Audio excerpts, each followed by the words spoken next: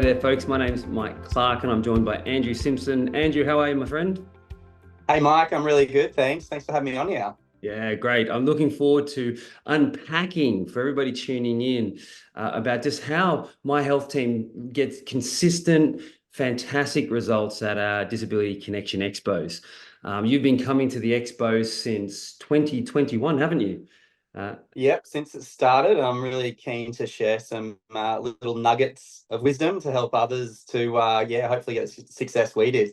Beautiful, beautiful. Because every expo, every year, I catch up with Andrew. He's actually a personal friend as well outside. Our daughters met at kindy, and and effectively, I catch up with Andrew, and he's telling me about how every year they generate more than 10 clients on the back end of it. It nets more than six figures in revenue for them year after year.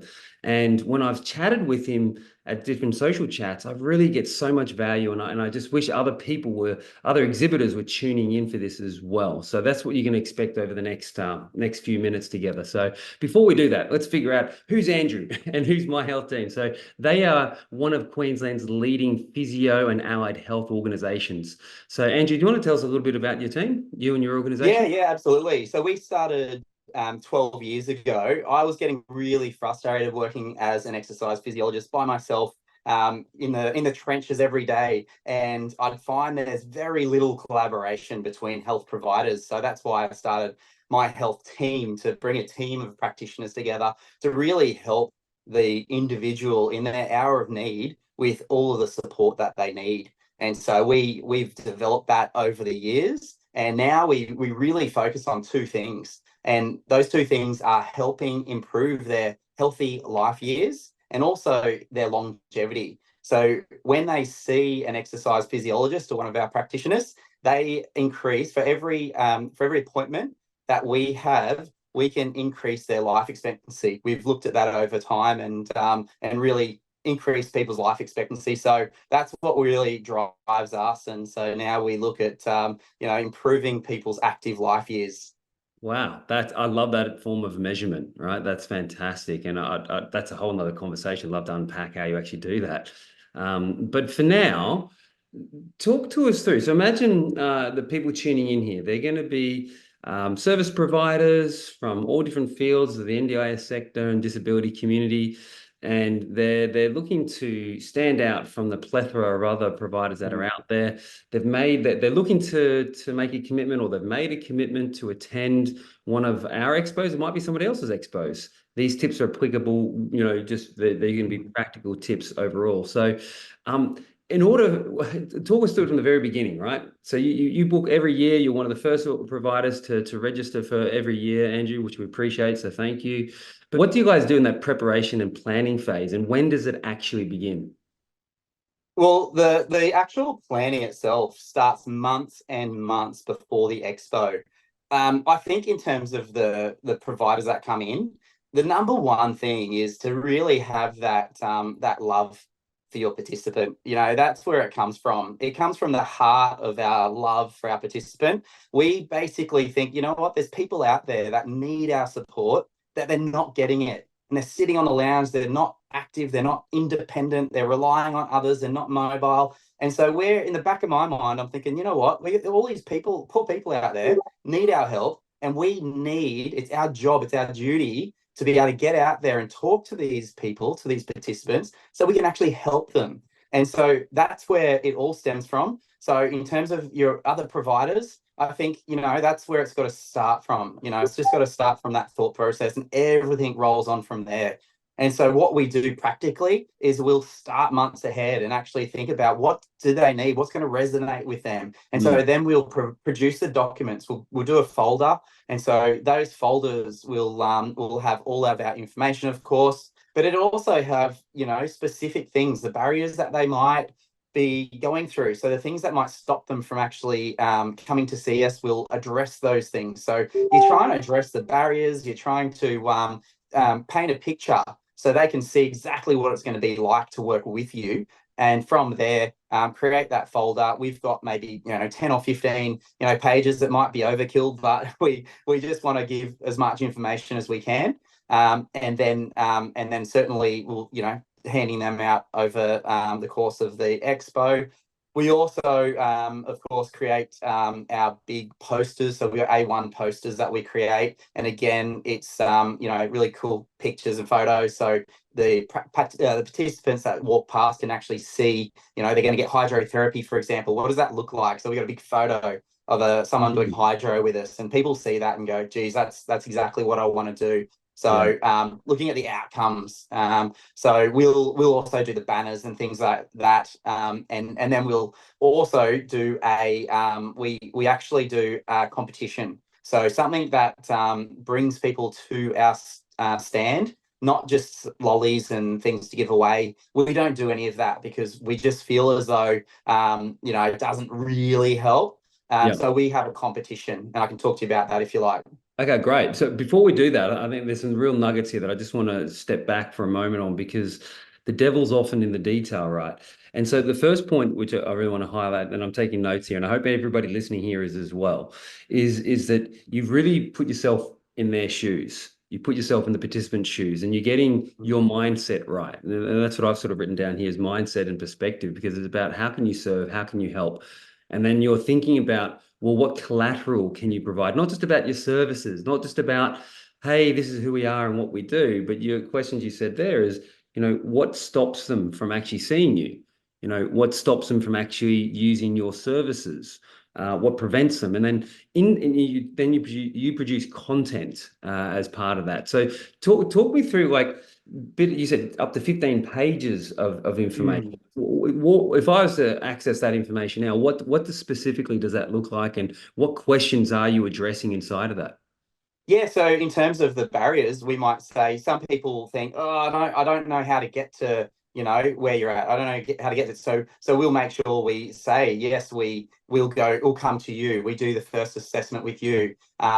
Call us for a free assessment, and that's just a phone assessment. So we think about them as being sort of on the other side of the bridge. So we think, hey, we're over here, they're on the other side of the bridge. How do we get them across that bridge and come Mhm. across to us and be able to get them to us? And Yeah. so, looking at those barriers, there's a big chasm in there. Let's look at those barriers. So, it might be transport. It might be that they're just really not sure how it all works. So, a Mm. phone call is an easy, low barrier thing that we can go, hey, it's just a quick call. And then once we're on the phone to them, they see how passionate we are. They see how much we want to help, and how much excitement that we have to be able to help them. And then at the end of the phone call, I think it's 85% is our rate of converting leads Wow. to clients. So I mean, we do a good job of that, and that's another conversation altogether because that's Mm. really important. Let's touch on Um, that at the end as well. Let's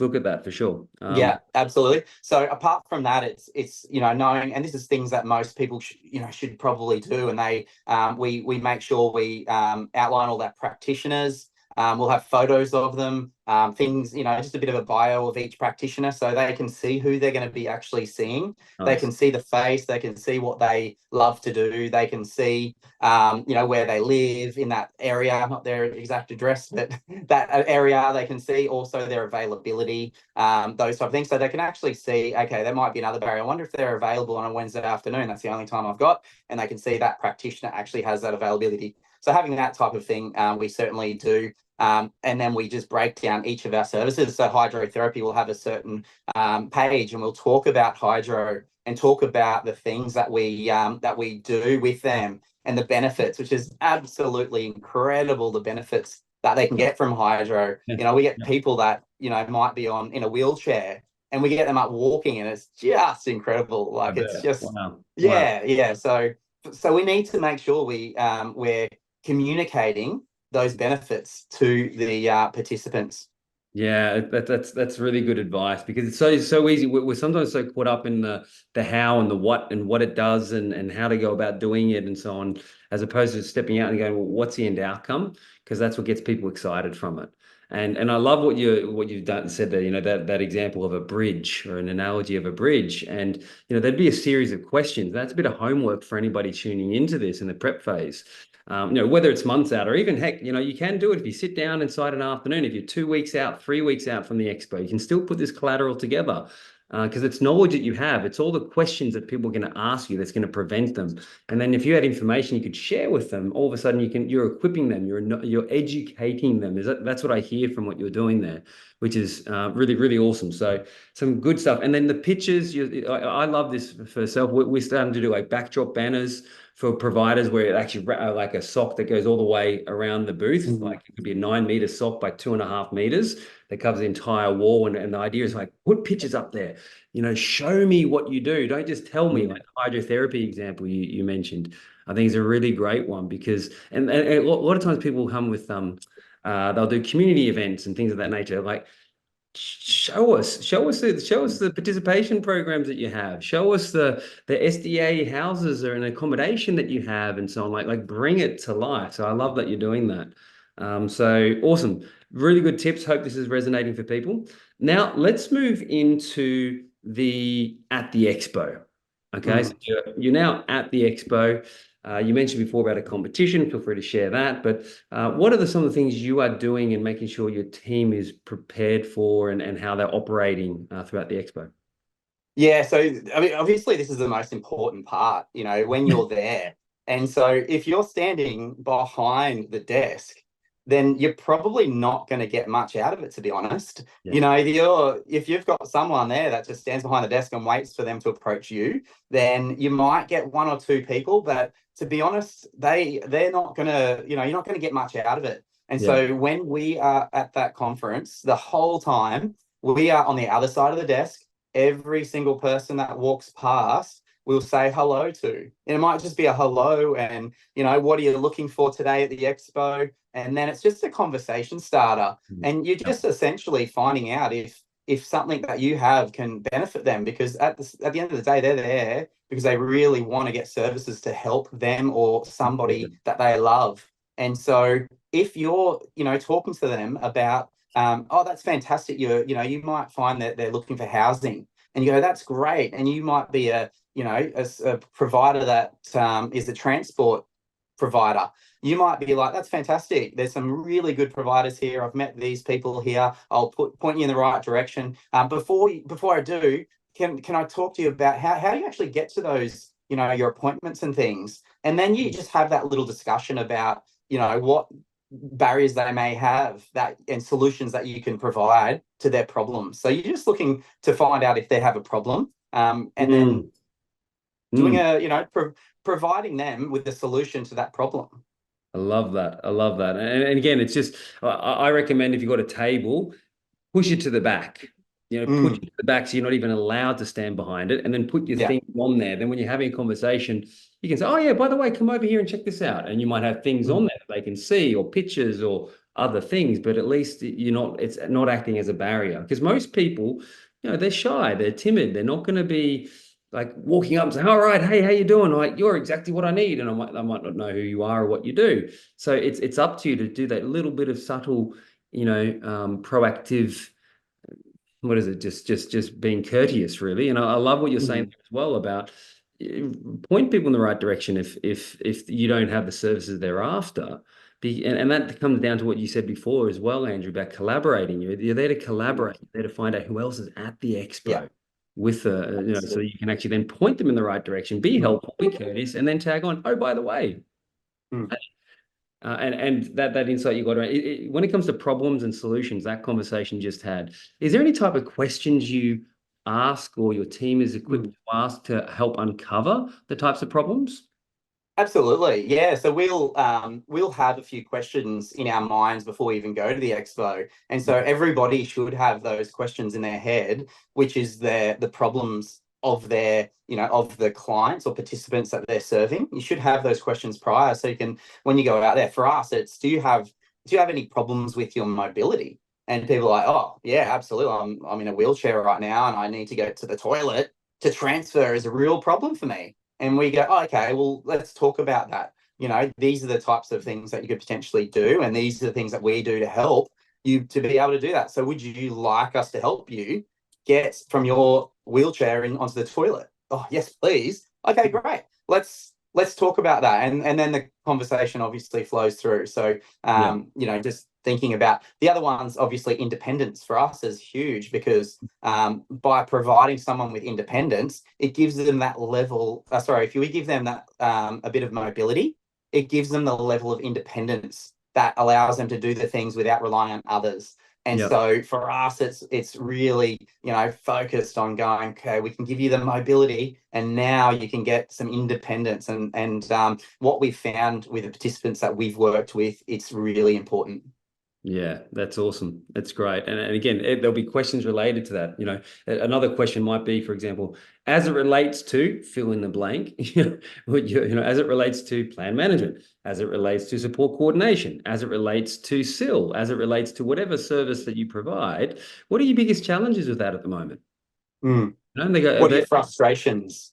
totally. What are your frustrations? What really gets you down about that, or just or you just get irritated by it? Oh, it's this. Mm. Great. And I love what you're saying. Just let's talk about that. Tell me more Mm. about it. Try not to jump straight to a solution, but try and just let them unpack that a bit so you can understand. Mm. So that really good tips there. And you can use it as market research as well. Mm, So it's an amazing opportunity to do your market research. You don't have this opportunity very often to be able to do actual quantitative market research. And so everyone that comes by, you can ask them their frustrations and their barriers and issues, and from that you can collate that. You might have that on a separate piece of paper that you're writing down, because you can then guide the way your business works based on this. We all are in a service-based business, and the number one person in our lives are our participants. And so if we can provide a service that's a little bit better for our participant, then, we're going to have a great business. yeah. And business comes from making these participants amazingly happy and providing that service. So, yeah, finding that frustration, then you can guide your business based on that. Beautiful, beautiful. Talk to me about competitions and the offer that you have at the expo. Yeah, cool. So we've got, because we're exercise physiologists and physios, a lot of the stuff we do, particularly with people, the children that we work with ASD, ADHD, so a lot of coordination-based issues. And so when we get them into those type of participants in our clinic, we actually have a huge amount of games and fun things to work on their balance, coordination. And one of them is called Blaze Pods. And these Blaze Pods are really cool. They're light up little devices where, as they light up, they have to hit them, and they'll just go from one to the other and try to do it as fast as they can. And we have a competition on that. And on the day, we write down their time on how quick they're able to do it, and the person who's the fastest gets a prize. At the end of the day, we call them, and we do it Nice. on Facebook, and we get Yeah, lots of cool. good Yeah. hits with that as well. But get me involved. Like, show me what some of the things you might do. Like, give me again a mini experience about what you offer. So, I love that. Terrific. Mm. Yeah, and so we also get their name and their phone number and email address as well when they apply for this competition.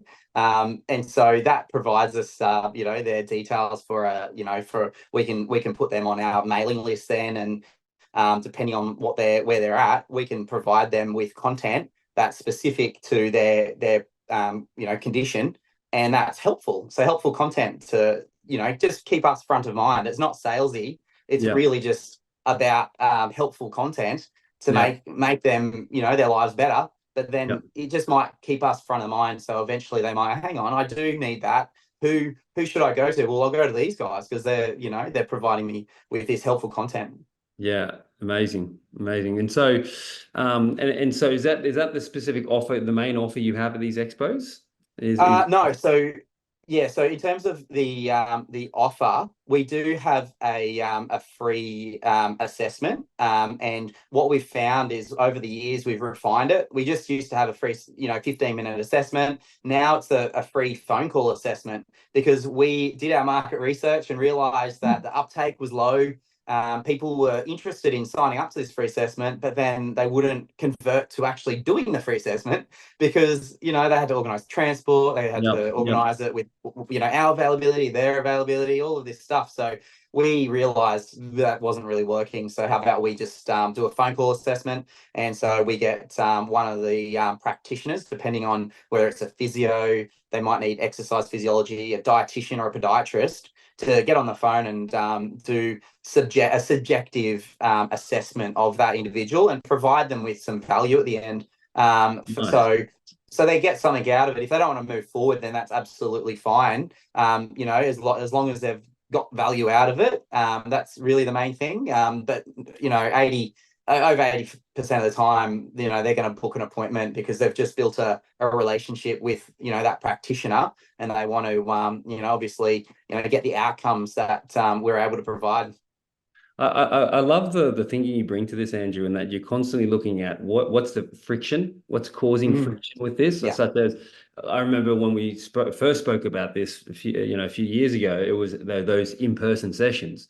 So obviously you've gotten feedback from that that's causing too much friction, and it stops potentially 50% of people or so potentially don't take that. So then all of a Mm, sudden you just remove that barrier, and all of a sudden the uptake is quite high. So mm, when it comes to like collateral, that you have printed materials yeah. and data capture Mm. for either the competition or the offer. What does that look like? Yeah, I think, to be honest, I feel like that collateral is secondary Okay. to the rapport and relationship you build. The relationship you build one on one when you're talking to them, that is the most important thing. You Mm. could give out 1,000 of those things that we've created, which is great. It's got all this amazing info in it. But, maybe a couple, 5 or 10 may ring us. But if we have that conversation, we build that meaningful connection, that is when we get the conversion. So from that, we'll actually write down, we've got a piece of paper, and it's got their name, address, their phone number, email address, what's your condition, when do you want to get started, what type of things that you'd like to get worked. So we're actually doing almost a mini subjective assessment with them right there and then. Yeah. And so when we then do the follow-up call after the expo, so sometimes, we go, hang on, I know where you live there. I can book you in straight away. So sometimes we'll actually just book them in, right then and there. Yeah. But sometimes it's a bit difficult because you've got lots of people around, Yeah. and it's Yeah. hard. So we say, like, we'll call you back. And when we call them back, we're talking about the things that they want to get out of it. We know, if someone said, I'd like to be able to, get up from the wheelchair and transfer better.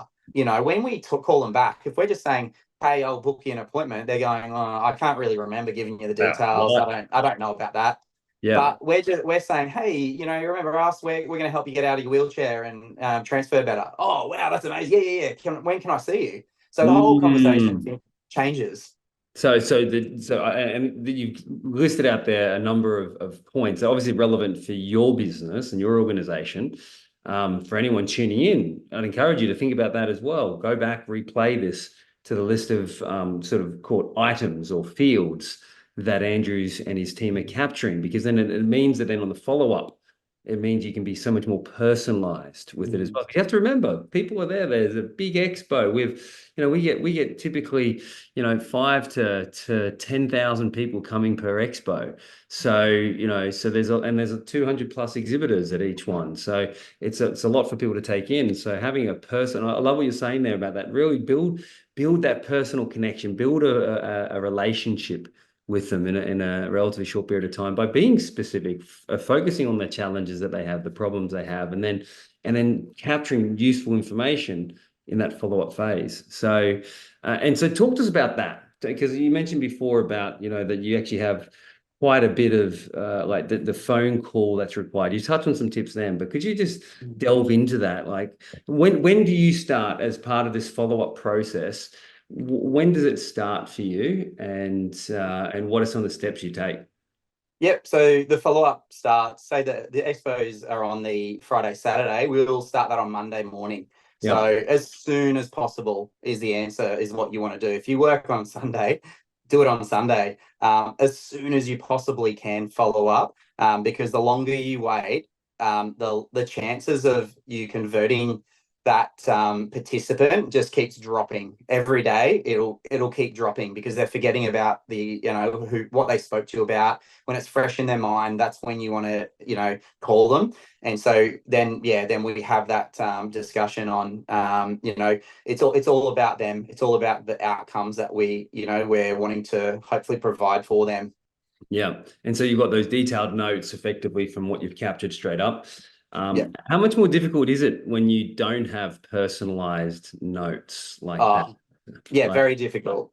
yeah, It's hard to convert. You're just gonna say, hey, I'm a EP or physio, calling you to book an appointment, met you at the expo. That yeah, it's very difficult. You can yeah, you can feel it even just talking now. You can feel the difference in that yeah, conversation from I want to book an appointment. So that's something for you. I'm booking an appointment for you to hey, I'd like to help you transfer better off the chair, or yeah, I'd really like to help you to transport you to your appointments more efficiently, or I'd like to provide support. Someone that's a little bit, you might be a support worker. I'd like to provide somebody that just gets you a little bit more that yeah. that you're able to relate to, or whatever it is in your industry that would provide a benefit to that person. That's what you're talking about. Excellent. What else are you doing in the follow-up process? Is there any other steps you're taking? Yeah, absolutely. So we do have their email addresses. So we're also sending them the emails, and we'll tag them based on their condition. So on the back end, we'll put them into our CRM. We'll tag them depending on sort of what condition they get and what they have. Sorry, and then they'll just get emails regularly to provide some value to their lives on their conditions, how they could be managing it better. We get not lots of downtime, but most of our providers, we will only get them seeing face to face about 80% of the time. So they've got 20% of their week where they're like literally doing nothing. And so some people go, what? Like, businesses go, how do you do that? Why? And we just think, to keep everyone happy and to, keep people for long periods of time, you just really need to we support our team as much as what we support our participants. So, Yeah. they've got 20% of the time they're creating content. We'll say, hey, can you write something on Down syndrome? There's some people out there that are struggling with this. Do you mind just writing a blog or something to assist them? And then we'll put that in an email, we'll chop it up, we'll maybe do a video on it. And so just content to help them. Yeah, that's excellent. I love that. So it's very, again, personalized. I think it's one of the key things that I'm taking away from your approach is it's not just a standardized chat or conversation. You're really looking to delve into it. You're really starting with that philosophy, which you mentioned at the very beginning. Your first comment was about think about the participant, think about the individuals that are there, get excited about that, think about the challenges they have, the problems they have, how you can help them, what information they would need. And you've really taken that right throughout the entire journey. So that Mm. so afterwards, you're then able to have a very tailored conversation that's meaningful to them, Yeah. and I could just imagine that speaks volumes to the individual. It's like, wow, you've spoken to hundreds, if not 1,000 plus people or more over the 2 days, and you've remembered that, this is my particular, issue that I'm looking to solve. So, Mm. um, excellent. Excellent. So, any other final thoughts, tips, ideas across the board that you think that could help providers to just maximize the opportunities that are in front of them at the events, or maybe even some not to do's? Well, I think, to be honest, I think we've covered the main things. Like if I could say anything, just to rehash, just go. Even if you didn't have any collateral and you're watching this 2 weeks early or a week before, Yeah, don't worry about it. It's fine. Just be there at the expo. Make sure you get there, be in front of it, and just talk to every single person. Just have it, even if you have a blank piece of paper, yeah, and just talk to every single person and yeah, and then get their details, write down their name, write down their number and email address. Make sure you get the problems that they have and the solution you're going to provide them. You write it all down, say, you know what, I'm going to help you with that, and I'll follow up with you next week. And make sure you just give them a call, and it's all in the follow up. yeah, You have to follow up. And don't just Even call once and go, oh, no, reply or twice, or like 7 times, 10 times if it yeah, takes it, right? Like, yeah. don't give up. Absolutely. Exactly. Because Yeah. you're going to benefit that person. You love what you do, you're great at it. So you have to follow up. Otherwise, you're doing that person a disservice because Yeah. you're not following up with them and you're not providing them the service that they should, be able to receive. And So it's all in the and follow up. and they'll live with that problem in their life, whatever that is, yeah, without and if you know you've got a solution for it that can really help them.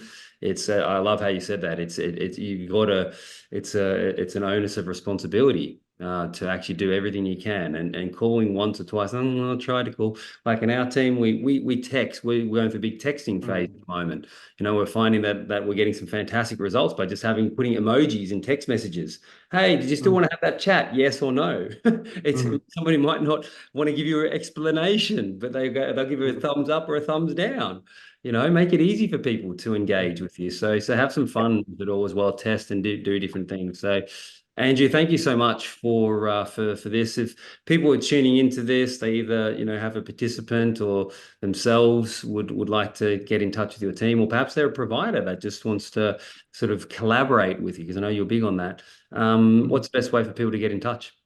Oh, if they can get in touch with us on our website. So if you just go to My Health Team, our website's got all our details on there. So you can give us a call, email, or check out our LinkedIn as well. We do a lot on LinkedIn with videos and things like that. So you might get some really good helpful tips on how we really get our participants and put our stories out there, participant stories. So just follow us on LinkedIn, Facebook, and you'll actually see what we do, and it is really successful. I'm really honored and grateful to be in this industry and to be able to help people. It's pretty great to be able to wake up every day and know how much of an impact we have. And I think everyone listening to this is probably going to be in the same boat. So I want everyone to be successful because it means that we're helping more people with disabilities. Totally, that's the whole reason why we started this organization as well. So thank you so much for your advice and your insights and your wisdom around this. And because we do get a lot of people who are just first timers or haven't done it before, or they've been before and it hasn't worked for them. I just hope that people tune into this and go, oh, maybe there's a reason why I didn't get many results that first time, or perhaps I called Mm, people once or twice and mm, gave up on it, as opposed to like, no, you call them 10 times if it means to get mm. through them. So, in any case, I really hope you put these tips into practice. I hope they are able to help you. And as Andrew beautifully said, it's the more people you can help, the better the impact you're making, and the more benefit people are receiving from the amazing services you have. So, best of luck putting this into practice. Andrew, you're a legend. Thank you so much. And I'll see you again very soon. Thanks for having me. See you guys. Bye.